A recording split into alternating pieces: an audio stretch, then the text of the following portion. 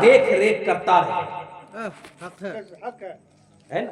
इसलिए कि वो तेरे घर में गोश्त पुलाव खाने नहीं आती है, उसको भी अपना घर में मिलता है, लेकिन वो इसलिए आती है कि कम से कम जहां हम पैदा हुए खेले बड़े वो तो जगह तो देखे, माँ बाप के याद ताजा हो।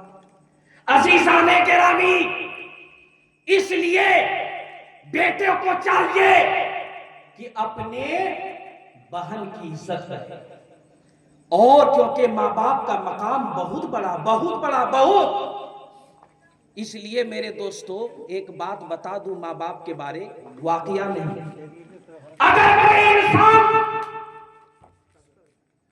चचा है और अगर वो चचा नाराज है तो भतीजा पकड़ लेता है कि लगता है हमारा चचा कुछ हमसे नाराज है।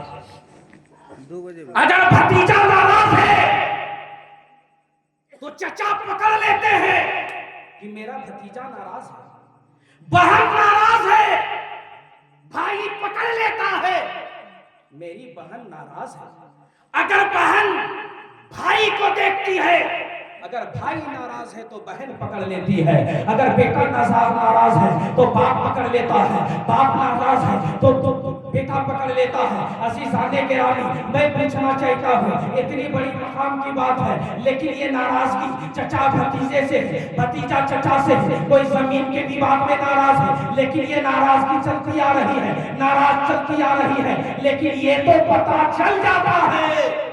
लेकिन अभी जो हम लोग जिक्र कर रहे हैं, क्या मेरे मुस्तफा हमसे खुश है या नहीं है, इसका पता कैसे चलेगा?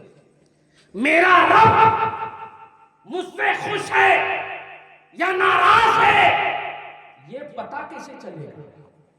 ये पता कैसे चलेगा? क्योंकि चचा परेशान नाराज पता चल जाता है, भतीजा नाराज पता चल जाता है, बहन नाराज पता चल जाता है, भाई नाराज पता चल जाता है, लेकिन मेरे मुस्तफा अगर नाराज हो जाए तो वो पता कैसे चलेगा?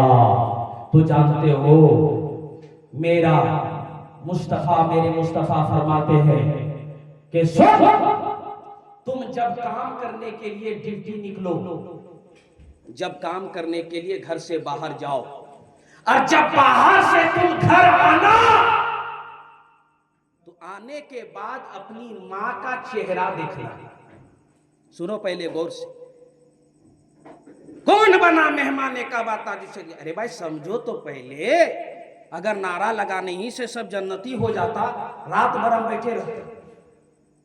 मां बाप से बड़ा कुछ नहीं है, ये मेरे से बड़े बड़े उलमा कह के गए हैं। सुन, आका फरमाते हैं कि ड्यूटी से आओ, पहले माँ का चेहरा देखो। जब माँ का चेहरा देखोगे ना, तो जैसे ही माँ का निगाह और तुम्हारी निगाह टकरा जाए, माँ का चेहरा तेरा चेहरा टकरा जाए, जैसे ही माँ तेरे चेहरे को देखकर मुस्कुरा दे, समझ लेना मैं भी खुश हो गया, अल्लाह भी खुश हो गया। अगर तेरी माँ तेरा चेहरा देखकर फेर ले तो समझ लो मैं भी नाराज हो गया, मेरा रब। समझे? ये नाराजगी ऐसी है, तो गोया कि अपने माँ बाप, आज बस इसी पे मैं खत्म करूंगा। आज एक पीर साहब आ जाते, उसको काजू किशमिश खाने का बढ़िया से बढ़िया दिया जाता है, और एक बाप डायबिटीज की दवा के लिए परेशान, नहीं मजाक नहीं, ये सीरियसली लेना है, बहुत नात सुनते, थोड़ा सा 2-4 मिनट ले लीजिए। अज़ीज़ाने गिरामी, एक बाप सिर्फ दवा के लिए कि ये 50-100 रुपए की दवा धनबाद से लानी है, बेटा को तो फुर्सत है नहीं। बेटा अगर 10 रुपए ज्यादा कमा लेता है तो थोड़ा बाप से ऊंची आवाज में बात करता, अगर कम कमाने वाला है तो गिरा रहेगा, बाप का पेंशन है तो गिरा रहेगा, लेकिन अगर पेंशन नहीं तो पूरी जिंदगी उसकी टेंशन में गुजरती है। हाँ हजरत, ये दिल में रखने की बात है, अभी ऐसे ही हो रहा है। एक बेटा बाप को नहीं पूछता, बाप डर डर के बात कर रहा है अपने बेटे से, बेटा मेरी एक दवा नहीं है, मुझे डायबिटीज की दवा है, मुझे शुगर की दवा है, हार्ट की दवा है, लेकिन बेटा से डर डर के बात कर रहा है। बता मेरे नौजवानों, 1-1.5 लाख 5 लाख जलसा में सजा लेते हो, 10-10 हजार 3-3 हजार चंदा लगा लेते हो। तेरे घर में बूढ़ा बाप है जो टूटा चश्मा पहने, तुम्हारे स्कूल का फीस वो दिया करता था पुरानी चप्पल पहनकर कि मेरा बेटा पढ़ के कामयाब हो। अब अल्लाह की मर्जी, तू नहीं पढ़ सका या कामयाब ना हो सका, लेकिन कोशिश जद्दोजहद तो करा। अब बता, आज तुम 20,000 क्या कमाने लगे, बाप की मोहब्बत को जूते तले रोक के चले गए। एक पीर साहब आ गए, उसके लिए अच्छा खाना मिल गया। ए मेरे मुसलमानों, कौन ऐसे अहले सुन्नत, कौन ऐसा अकीदा लेके फिर रहे हो? इतने उलमा तकरीर कर रहे हैं, सिर्फ सुन सुन के कान से निकाल दे रहे हो, क्या फायदा? अजीजाने गिरामी, माँ बाप के मकाम बहुत बड़ी है, बहुत। लेकिन मैं अपने चचाओं से भी कहूंगा, यही कहूंगा कि चचा घबराना नहीं, मैं दोनों बात बता के जा रहा हूं। बेटा दे, रब का शुक्र अदा करना। बेटा अगर ना देना तो एक तरतीब दे रहा हूं, बस वहीं पे खत्म करूंगा। बेटा अगर ना दे, बेटा अगर ना पूछे, बेटा अगर तुम्हारी इज्जत ना करे, तुम्हें पूछे नहीं, तो सुन, घबराना नहीं। आप सोमो सलात की पाबंदी करना, 5 वक्त नमाज बाजमात पढ़ने की कोशिश करना जी। कोई भी जिक्र अस्कार हो, 10 मिनट बैठो, लेकिन उस महफिल पे जाकर बैठ जाना। क्योंकि आओ चचा, एक बात बताते हैं, एक ऐसा शख्स जिसकी जिंदगी नमाज में, एक ऐसा शख्स जिसकी जिंदगी कुरान में, जिसकी जिंदगी नमाज में, उठता है तो नबी का जिक्र, बैठता है तो नबी का जिक्र, सोता है तो नबी का जिक्र, मस्जिद में उनकी जिंदगी गुजर रही है।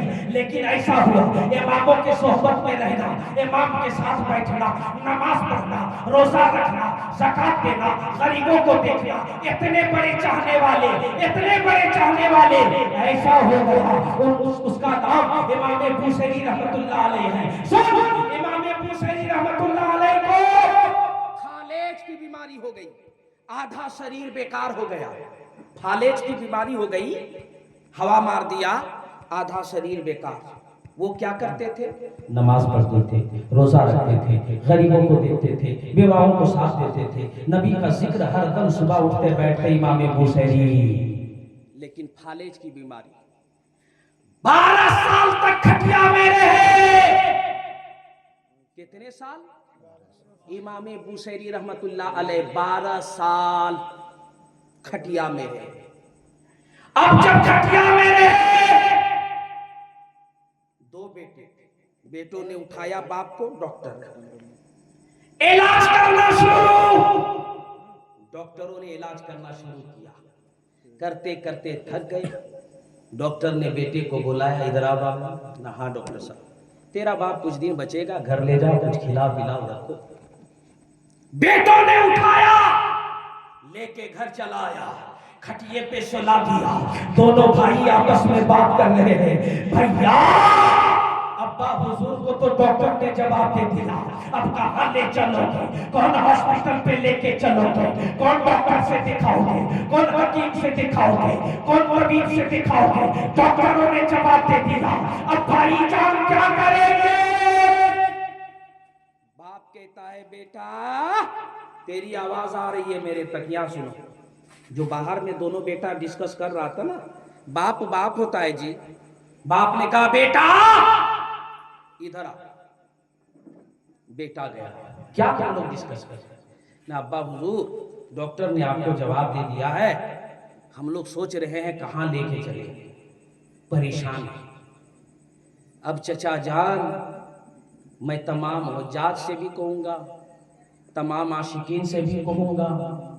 अब इमाम बुसैरी फरमाते हैं, बेटा दुनिया के हकीमों ने जवाब दे दिया, दुनिया के तबीबों ने जवाब दे दिया, हॉस्पिटल में जवाब दे दिया, बड़े डॉक्टरों ने जवाब दिया, बेटा बता क्या मेरे मुस्तफा ने जवाब दिया है? क्या काबे के बदर तो जाने जवाब दिया है? क्या तैयबा के सुल्तान बेटे ने अर्ज किया नहीं अब्बा मैं।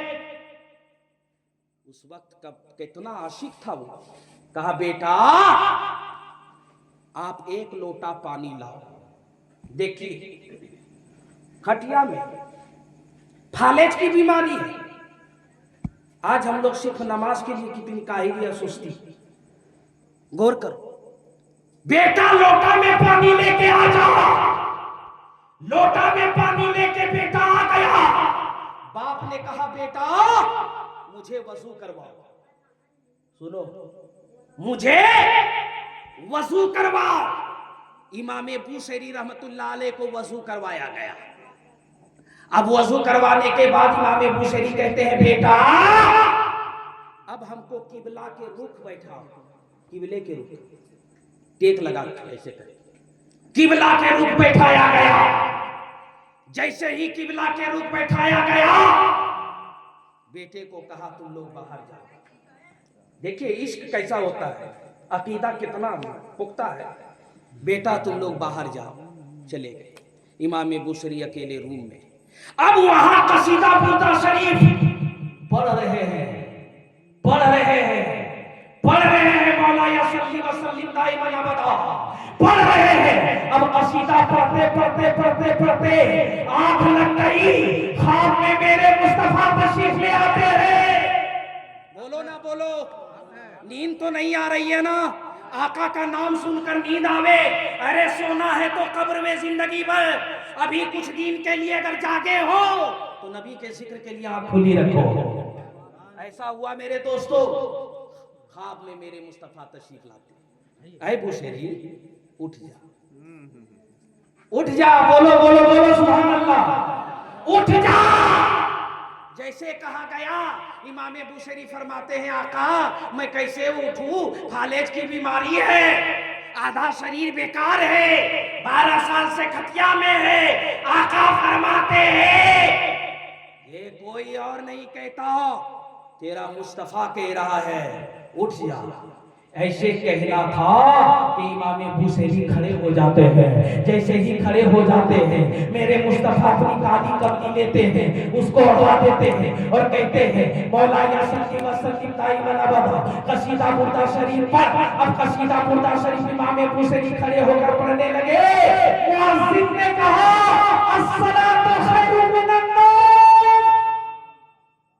फजर की अजान हो गई। फजर की आजान हो गई। अब उठने के बाद कमरा मुअत्तर खुशबूदार। अब वो काली कमली लेते हैं और रखते हैं। अब मस्जिद जा रहे हैं। बोलिए सुभान अल्लाह। कहाँ गया डॉक्टर? अजीजाने गिरामी मस्जिद जा रहे हैं फजर की नमाज अदा करने। अब मुख्तदी आपस में बात कर रहे हैं कि 12 साल खटिया में था आज कैसे आ गया। ये भी तो टेंशन है मुक्तदियों से। नहीं ये सही है, ये भी टेंशन कैसे ठीक हुआ उसका भी टेंशन। 12 साल ये इमाम बूसैरी मस्जिद कैसे आ गया? सुनते हैं डॉक्टर जवाब दिया था अजीजाने गिरामी आपने नमाज अदा की। नमाज अदा करने के बाद आपने सलाम अदा की। सलाम अदा करने के बाद जब लोग मस्जिद के बाहर निकले चप्पल पहनने के लिए तो एक बुजुर्ग से मुलाकात हो गई। बोलिए सुभान अल्लाह। एक मजजूब से मुलाकात हो गई। अब मुलाकात होने के बाद एक सेकंड मुलाकात हो गई। जब मुलाकात हुई ना तो वो बुजुर्ग ने कहने लगा कि है इमाम बूसैरी कुछ सुना तो 12 साल के बाद मुलाकात हुई है, कुछ तो सुना। इमाम बूसैरी ने कहा क्या सुना है, ये तो अल्लाह का करम है हम ठीक हो गए। न कुछ तो सुना न क्या सुना है। इतने में मजलूम ने कहा अरे इमाम बूसैरी वही सुना कसीदा जो तू रात में मेरे मुस्तफा को सुनाया था। उस मजजूब को कैसे पता चला उस अल्लाह के वली को? इतने में इमाम बूसैरी फरमाते हैं ऐ मजजूब जरा बता देना तूने कैसे जाना, तूने कैसे जाना कि मैं रात में मुस्तफा को कसीदा सुनाया था?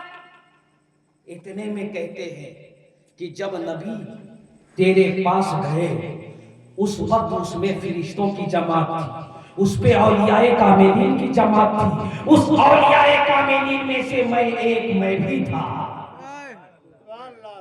असीसाने गिरामी, तो इश्क अगर सच्चा हो तो उसे साबिर कलियर बना देता है। इश्क अगर सच्चा हो तो गरीब नवाज बना देता है। इश्क अगर सच्चा हो तो मखदूमे के छोछा बना देता है। इश्क अगर सच्चा हो तो वारिसे देवा बना देता है। अज़ीज़ाने गिरामी, इश्क सच्चा करो, इश्क पक्का करो। जब इश्क सच्चा और पक्का करोगे ना, कसम खुदा की, कब्र में भी आराम होगा, हश्र में भी आराम होगा, आखिरत में भी आराम होगा। इसलिए कहीं बेचैनी की आलम नहीं होगी। लेकिन इससे कब्ल तुम्हें सच्चा प्यार करना होगा, सच्ची मोहब्बत रखनी होगी। माँ बापों से मोहब्बत अगर इंतकाल कर जाए, अगर इंतकाल कर गए माँ बाप, तो अब क्या कर? तो अब उनके नाम पर इशाले सवाब करता रहा, इशाले सवाब करता रहा। हर दम के लिए यही है। और कब्रिस्तान जब भी जाना, आज नारा लगाते हैं, नारा लगाओ, लेकिन कब्रिस्तान कभी भी जाया करो तो धीरे धीरे जब मुर्दे बढ़ने लगते हैं तो अंदर कुछ हो जाते हैं, है ना, धीरे धीरे। कभी भी जाना तो इमाम अहमद रज़ा फाज़िल बरेलवी रहमतुल्लाह अलैहि इरशाद फरमाते हैं कि जब भी कब्रिस्तान जाओ तो कब्र से 3 हाथ दूरी पे खड़ा रहे। अब 3 हाथ दूरी पे खड़ा रहेगा तो दूसरा कब्र होगा ना, क्या करेगा? तो कब्रिस्तान दाखिल होना, बाहर से आप इसाले सवाब फार फातिया कर लेना। ये नहीं कि हम बाप के कब्र तक ही पहुंचेंगे, ऐसे नहीं, वरना दूसरे कब्र की बेहुरमती होगी। और आला हजरत ने कहा है कि जब भी मज़ारों पे जाओ 3 हाथ दूरी पे रहो, ताकि बेहुरमती ना हो जाए। अजीजाने गिरामी, इसको समझो। आला हजरत के मानने वाले हम भी हैं, आप भी हैं, और सुबह कयामत तक मानते रहेंगे। लेकिन जो उन्होंने कहा उसको तो फॉलो करेंगे ना। इमाम अहमद रजा के वालिद मोहतरम का नाम नकी अली, समझ रहे हो? अली से छुटकारा नहीं है। आला हजरत के बाप के नाम नकी अली।